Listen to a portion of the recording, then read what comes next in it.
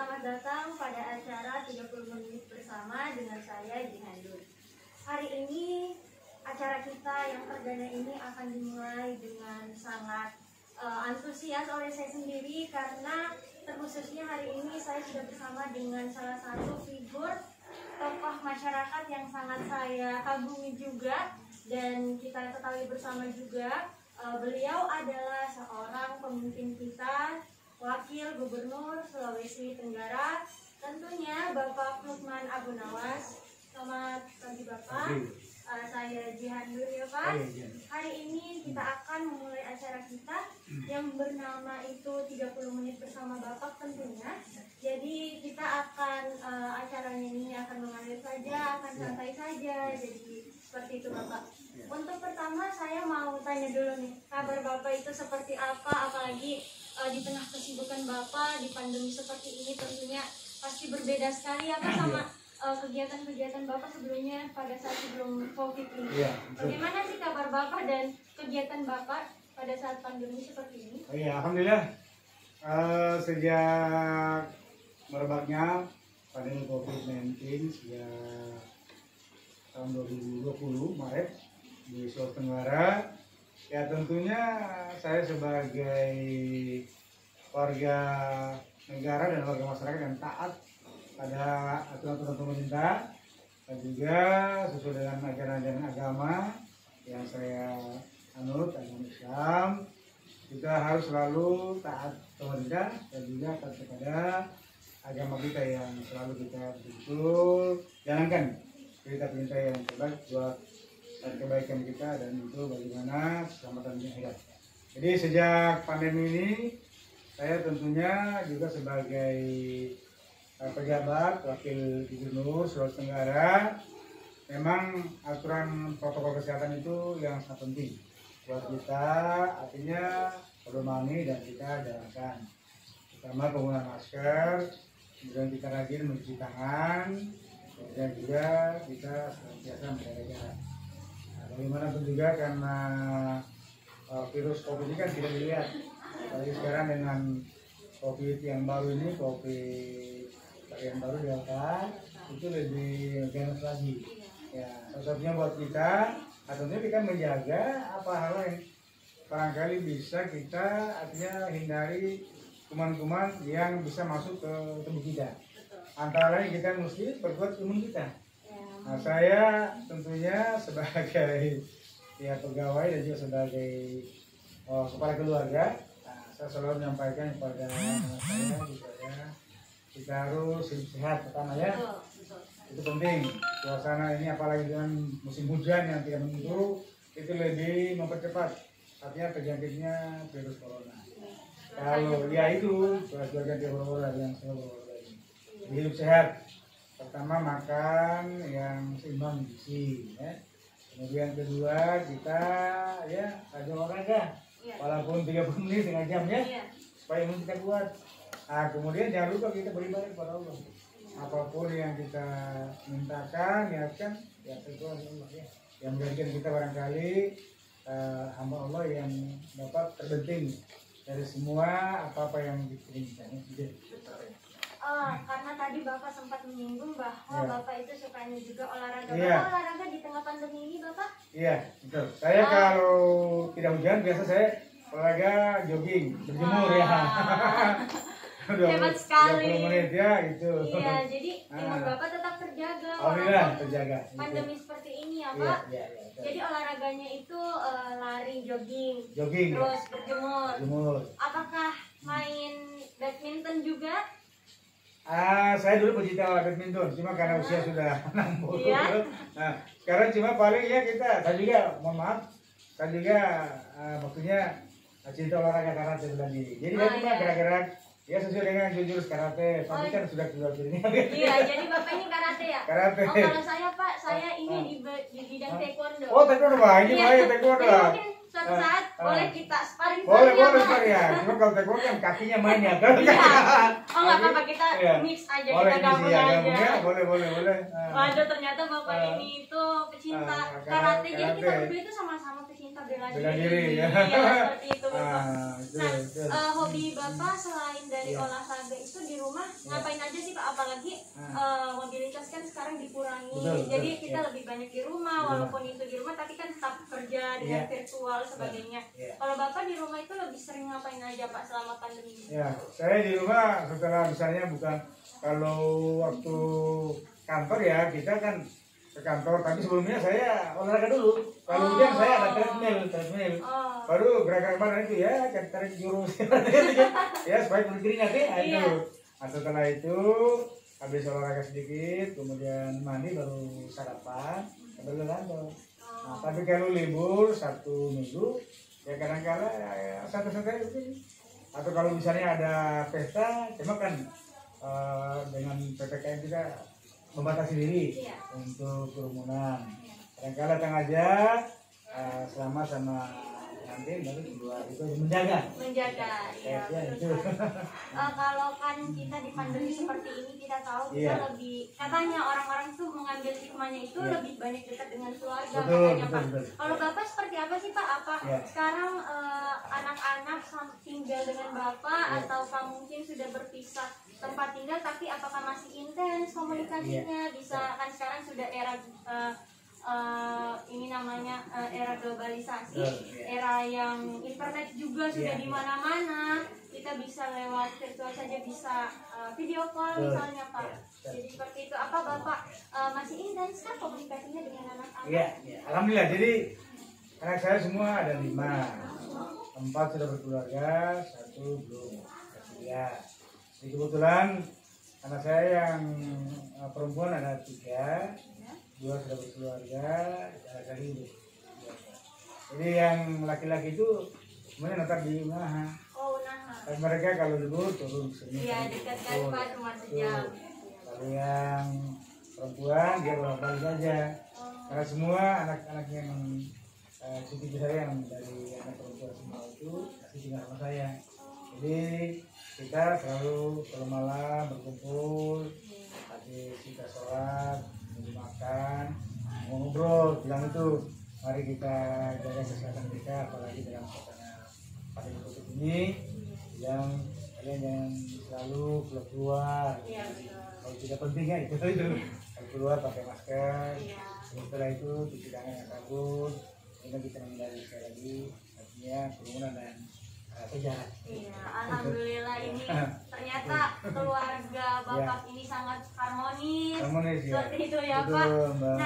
Nah, selanjutnya tadi kita sudah bahas tentang pribadi Bapak, khususnya kita sudah tahu hobi Bapak apa, kita sudah tahu kegiatan Bapak apa sehari-hari. Kalau kita boleh pindah topik nih Pak, kita mau bahas tentang perjalanan karir Bapak sebagai pemimpin yang awalnya Bapak pernah nggak sih membayangkan suatu saat saya itu akan jadi wakil gubernur, akan jadi bupati Konawe 2 periode lagi. Pernah nggak sih Pak membayangkan hal seperti itu?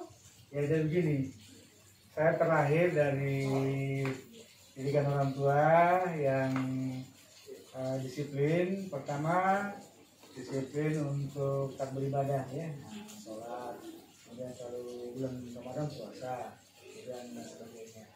Jadi kita perintahkan dan diajak orang tua kamu sholat, itu proses kecil ya.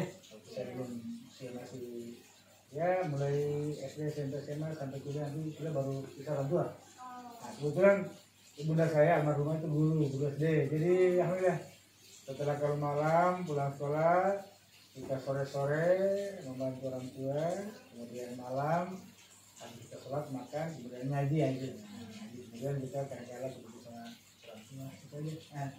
Sampaikan tentang jaga hubungan keluarga. Iya, jadi awal karir Bapak itu sebenarnya PNS dulu atau langsung terjun ke politik Pak? Ada begini. Oke, saya ceritakan ya. Jadi masih SD sampai SMA masih di orang tua. Saya tinggal di Kemaraya, bisa di Jalan Suparman, itu saya usia 18 tahun baru merantau ke Makassar kuliah. Nah, jadi setelah kuliah saya kerja di Maros selama 3 tahun. Saya pegawai negeri, pegawai negeri sipil mulai 19 76 sudah diangkat sebagai negeri sipil. Jadi 7 tahun saya di Pemda Maros, di tengah. Saya pegawai rendahan dari bawah. Iya, dari bawah. Nah, tadi Mbak katakan pernahkah membayangkan, artinya bermimpi untuk jadi pejabat?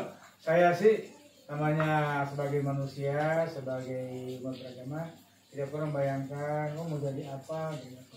Saya berdoa, ya Allah berikan saya ilmu yang berguna pada saya dan untuk masyarakat. Kemudian saya punya kerja, artinya saya sekolah, mudah-mudahan apa yang saya dapatkan dengan ilmu, dengan sarjana barangkali saya bisa barangkali menata kehidupan saya dan berkarir di pegawai negeri sipil. Saya tidak membayangkan mau jadi bupati, menjadi Berjalan saja. Berjalan tergantung rezeki. Ya, berjalan secara biasa alami aja. Ternyata Ya, takdirnya ditakdirkan menjadi seorang pemimpin. Saya alhamdulillah pegawai negeri, begitu saya pegawai negeri tahun 1989 sudah camat. Camat di mana itu? Di Otobi, kampung saya di Otobi, Mbak. Ya 62 tahun yang lalu situ ya. Jadi camat pertama, setelah selesai sarjana S1 sosial. Sebelumnya saya sekcam dulu 1987, 89 sama sampai 96. Itu awal saya berkarir ya. Dan selanjutnya dapat rezeki menjadi Bupati Konawe 2 periode lagi. Terus menjadi Sekda provinsi. Sekda dulu lalu menjadi wakil gubernur. Alhamdulillah, saya syukuri. Iya. Ternyata seperti itu perjalanan karir Bapak ya. Jadi saya awal dari pegawai negeri ya. Jadi semuanya itu berawal dari bawah dulu. Nanti berjenjang akhirnya sekarang menjadi pemimpin kita di Sulawesi Tenggara, teman-teman semua. Nah, di sini juga saya melihat bahwa Bapak itu sangat menjunjung tinggi yang namanya pendidikan ya Pak. Dari diskusi kita hari ini, saya melihat Bapak itu sangat menjunjung tinggi yang namanya pendidikan. Bapak, ini saya juga dapat info kalau Bapak barusan saja habis wisuda S2 dengan nilai cum laude. Dapat 4,00 ya Pak. Bisa seperti itulah teman-teman. Tips kalau saya itu sebagai mahasiswa baru juga Pak, saya mau minta tipsnya dong Pak, gimana sih belajarnya sih, gimana supaya bisa dapat IPK 4,00 itu. Ya, saya begini Mbak. Saya barangkali ini hidup saya tiada hari tanpa belajar, tiada belajar tanpa mendalami ilmu. Kemudian ya hobi saya memang untuk mengembangkan ilmu dan menimba ilmu. Jadi saya diawali dari sarjana muda Universitas Negara ya, tahun 1983 ya. Kemudian lanjut S1 Soskol di UHO itu 1986 saya selesai. Terus S1. Kemudian saya lagi nyambung S2 di UNHAS ya. UNHAS Pendidikan Publik 2 tahun 8 berapa itu? Saya tamat 90. Nah, kemudian saya juga sambil juga kuliah di S1 Hukum Sutra. Hukum ya Pak. Hukum. Jadi selesai S2 UNHAS, selesai di hukum. Itu. Kalau jurusan hukum, saya juga jurusan hukum. Di mana? Saya tapi masih mahasiswa baru. Jadi mungkin saya bisa nanti ya Pak minta tolong sharing tentang hukum, tentang fakultasnya, tentang jurusannya, tentang cara belajar supaya menjadi sarjana hukum seperti Bapak juga. Nah, kalau untuk tips belajar seperti apa sih Pak? Apalagi Bapak kan sibuk nih ya, dan sudah tidak muda lagi. Banyak yang bilang kalau katanya orang itu kalau sudah bertambahnya usia sudah susah belajar, tapi tidak loh. Buktinya Bapak bisa dapat IPK 4,00. Jadi kepercayaan itu dipatahkan oleh Bapak sendiri. Gimana sih Pak tips-tips belajar itu? Ya, jadi saya sambung tadi. Setelah saya selesai S2 Pendidikan Publik di UNHAS, saya waktu itu sudah bupati, saya sambung lagi untuk S3 manajemen pemerintahan di Universitas Satyagama kerjasama Pajajaran. Itu saya kuliah sambil tidak pas eksklusif. Jadi saya kuliah Sabtu Minggu. Jadi mulai Jumat kita sudah kuliah Sabtu Minggu. Jadi berangkat Jumat pulang Minggu. Alhamdulillah 2 tahun lebih saya kuliah selesai doktor pemerintahan. Nah, kemudian saya waktu pulang sudah jadi sekda provinsi, jadi bupati. Maka juga karena teman-teman dari dosen-dosen fakultas hukum di Unsitra, karena saya basic S1 di Unsitra, kemudian banyak teman-teman pengacara ajak saya untuk kuliah lanjutan S3 hukum di Unhas bersama Unsitra Unhas. Saya lagi kuliah S3 hukum ya. Waktu saya Mantap sekali Bapak ini. Alhamdulillah 2016 sudah selesai. Supaya linear, saya kan 2. Satu negara sosial dan 1 ilmu hukum. Dua saya kan baru sarjana manajemen pemerintahan. Kedua saya. Kemudian S3 saya tadi manajemen pemerintahan, Sakti Agama Pajajaran. Kemudian tadi saya juga di UHO yang Unsitra kerjasama Unhas untuk S3 hukum ya, hukum. Nah, kemudian supaya saya ada sekali ini ada satu sudah S-nya, kok ada S3 hukum tapi S2 enggak, makanya saya ambil lagi S2 hukum. Sudah 2 tahun lalu itu ceritanya. Tapi triknya itu mari kita serius belajar, mendalami ilmu, kemudian kita rajin diskusi. Bagaimana wawasan kita ya. Karena kalau sudah S2 itu kita sudah banyak bagaimana wawasan kita untuk selalu mengembangkan ilmu dan penelitian. Kita mencari topik, menganalisis apa barangkali yang dapat kita kembangkan. Jadi itu kalau tipsnya dari Bapak yang saya tangkap itu kita harus tidak boleh egois ya, boleh, Pak. boleh. Jadi kalau ada teman yang bertanya, kalau ambis boleh, tapi harus tetap berbagi ilmu juga ya Pak. Lebih tepatnya sekarang disebutnya dengan era kolaborasi. Jadi kita harus sering diskusi, kita pendapat, terima saran kalau itu positif dan jangan kita egois. Nggak boleh. Itu ilmu kita ya, ilmu milik kita bersama. Belakangan ini kita juga digemparkan nih Pak, Indonesia dengan kemenangan dari tim ganda putri Indonesia pada ajang kejuaraan bulu tangkis Tokyo Olympic 2020. Dan salah satu ganda putri tersebut itu merupakan putri asli asal Konawe ya Pak, yang bernama Apriyani Rahayu.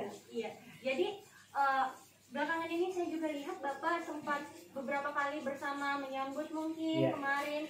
Iya, dan apa sih Pak peranan-peranan Bapak apalagi waktu Apriyani masih merintis karirnya untuk menjadi seorang pebulu tangkis yang hebat seperti sekarang ini. Dia kan masih di Konawe waktu itu dan Bapak masih menjabat sebagai Bupati Konawe. Jadi apa sih peran Bapak, apa sih kontribusi Bapak pada saat awal karir Apriyani ini? Iya, jadi begini Mbak. Apriyani ini mulai saya kenal ketika saya jadi Bupati Konawe mulai 2003 sampai 2013. Dari pertama saya 2006, Apriyani datang sebagai anak yang masih lugu, karena masih kecil. Badannya kecil, kemudian ya gumung gak terbentar atur ya. Bawa sama bapaknya tadi ya, ayahnya Pak Nurudin. Itu masih SKB. Saya kan hobi bulu tangkis juga, main. Kesini kamu, supaya bagaimana kamu bisa terlatih dengan baik, kemudian punya visi bisa teratur ya. Saya panggil pengatur khusus, almarhum Fatulin ya. Nah setelah itu datang, kebetulan saya bangun gol sudah selesai. Nah disitu akan mulai dibina. 2006 saya sewakan pelatih, kemudian dia mulai berkembang. Sampai 2007 kemudian dia sudah juara SD di Rayon Sulawesi Tenggara. Kemudian 2007 sudah bisa dia Olimpiade SD yang tiap tahun ada dari program Kemendikbud. Nah, kemudian 3 tahun kemudian 2009 dia sudah mulai tumbuh, dia punya badan, sudah betul sudah agak baik.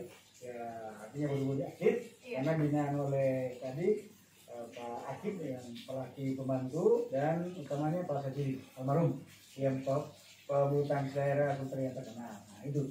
Kemudian lanjut setelah mau SMA 2011 dia artinya berniat mau lanjut ke SMA Ragunan. Artinya untuk melanjutkan SMA yang khusus bagi atlet yang punya berkali bakat prestasi. Nah saya utus. Nah kita biaya saya sebagai duta pon ya. Iya. Utus ke sana sehingga sampai sekarang itu. Jadi 2011 sampai 2019 2013 dia sudah mulai tertempa oleh YouTube karena di klubnya itu Sudarto. Itu saya kenal. Mulai 2014 dia sudah mulai juara Thailand Open, kemudian Para Open untuk skala barangkali Asia dan internasional. Nah, puncaknya kemarin Olimpiade tahun 2001 dia sebagai peraih medali emas ganda putri. Itu kebanggaan buat saya ya.